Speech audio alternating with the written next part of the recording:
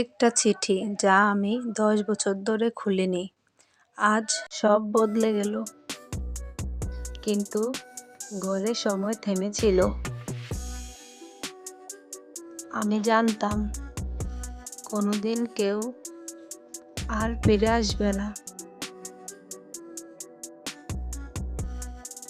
তবুও প্রতিদিন জানালার পাশে বসে চিঠিটা দেখতাম একটা ছোট লাল খামে।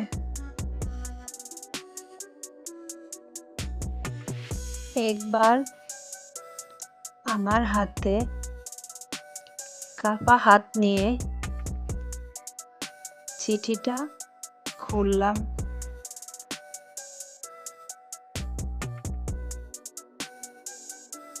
লেখা ছিল, যদি আমি ফিরে না আসি, তুমি থেমে থেকো না।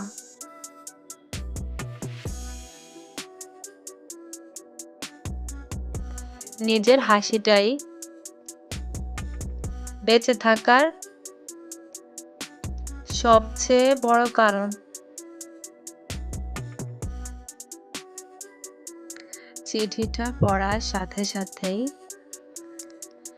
জলে আমার চোখ ভিজে গেল।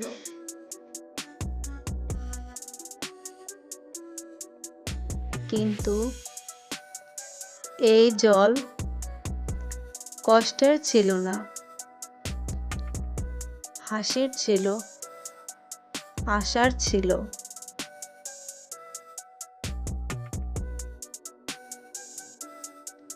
আমি হেসে উঠলাম।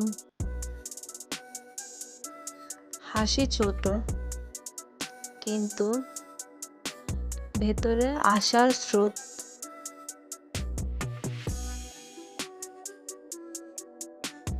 পরদিন সকালে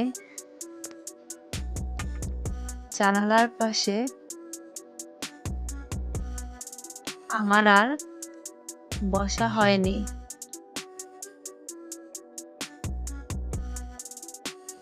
আমি বের হলাম,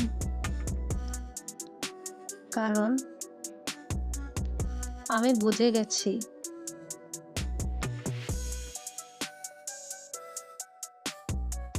সবকিছু ফিরে আসে না। কিছু জিনিস হারাতে হয়। আমার ভিডিওটি যদি ভালো লাগে, লাইক এবং সাবস্ক্রাইব করে পাশে থাকবেন। ধন্যবাদ।